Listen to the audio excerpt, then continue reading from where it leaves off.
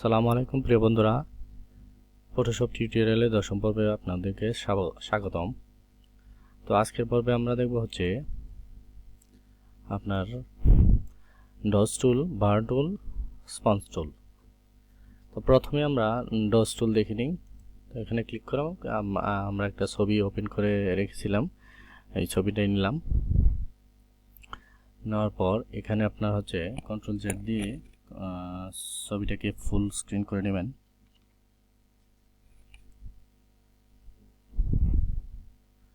তারপর এখানে দেওয়া আছে হচ্ছে মিডটোন, শ্যাডো, হাইলাইটস। আমরা শ্যাডোটাই দিই, প্রথম শ্যাডোটা দিয়ে এখান থেকে যেই আপনার শ্যাডো ভাবটা আছে সেটা আমরা একটু ব্রাইট করার চেষ্টা করব। এখানে দেওয়ার পর শ্যাডোতে দেওয়ার পর এখানে আমরা একটু ঘষে দেব। দেখতে পাচ্ছেন এখানে আমরা আমাদের ছবিটা ক্লিয়ার হয়ে যাচ্ছে, শ্যাডোটা চলে যাচ্ছে।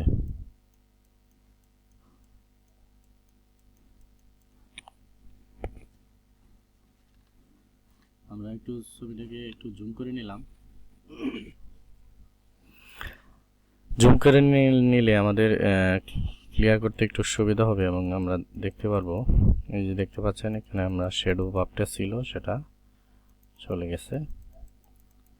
তো এভাবেই প্রিয় বন্ধু আমরা হচ্ছে আমাদের ছবির শ্যাডো ভাবটাকে, এখানে একটু চোখের নিচে আছে এটা, শ্যাডো ভাবটাকে আমরা দূর করে দিতে পারি।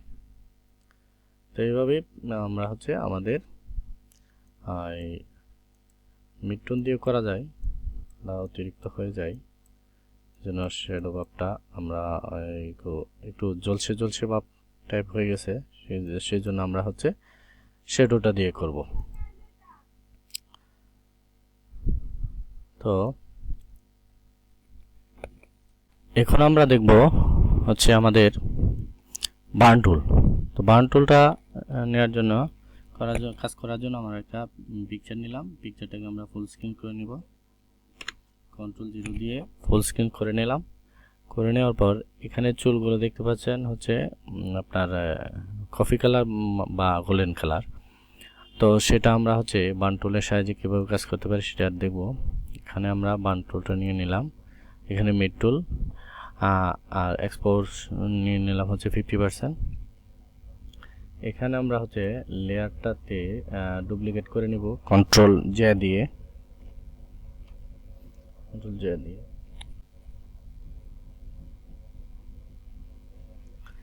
তো কন্ট্রোল জে দিয়ে আমরা ডুপ্লিকেট কপি করে নিলাম। তো এটাই আমি কাজ করব। এটা হচ্ছে আমরা এখন এখানে ড্রাগ করব,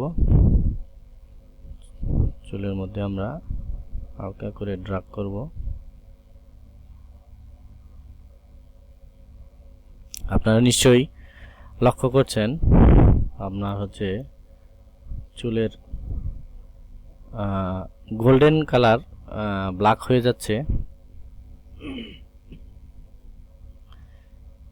এভাবে আপনারা হচ্ছে বার্ন টুলের সাহায্যে অতি সহজেই যে কোনো আপনার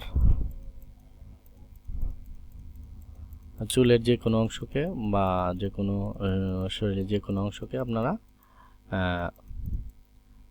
হচ্ছে ডার্ক করে দিতে পারেন। এই হচ্ছে আমাদের বার্ন টুলের প্রধান বৈশিষ্ট্য। এখান থেকে যদি আমরা হচ্ছে মিডটোনের পরিবর্তে শ্যাডো ক্লিক করি তাহলে আমরা হচ্ছে কার্সারটাকে একটু ছোট করে নেব।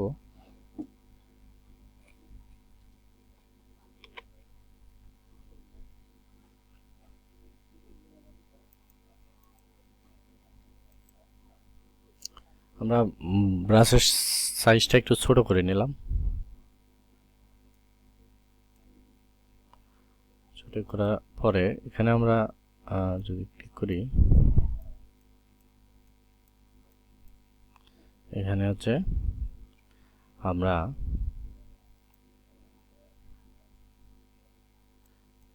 এখানে একটা শ্যাডো ক্রিয়েট করলাম, ঠিক আছে। তো এইভাবে আমরা হচ্ছে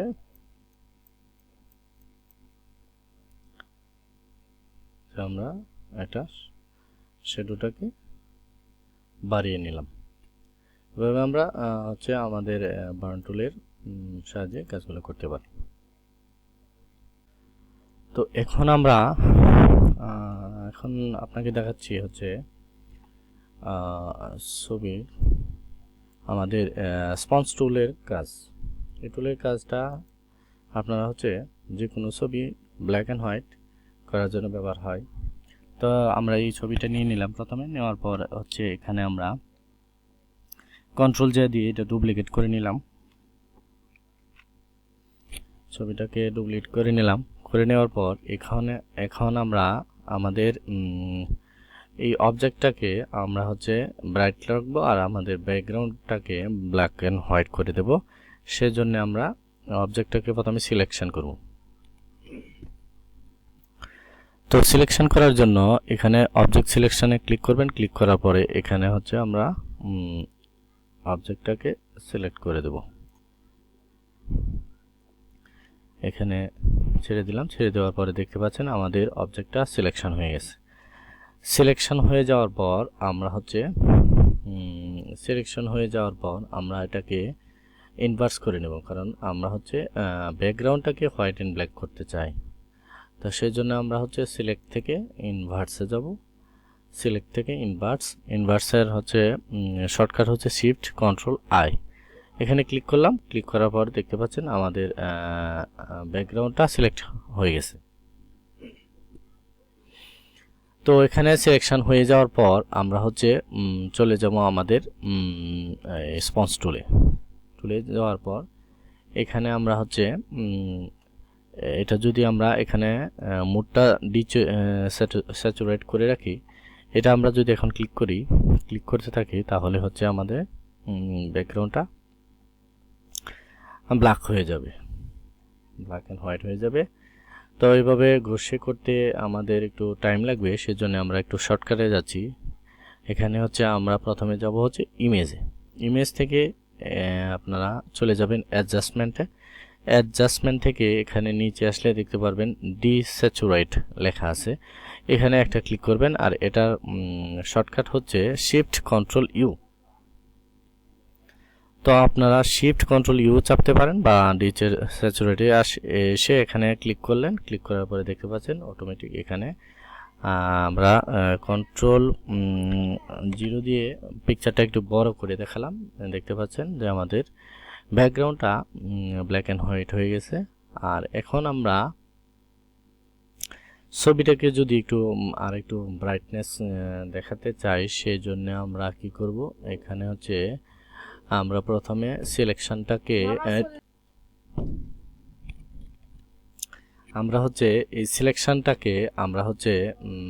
যদি আমরা পিকচারটাকে ব্রাইটনেস করতে চাই তো সিলেকশনটাকে আমরা ডিস্যাচুরেট করে দেব।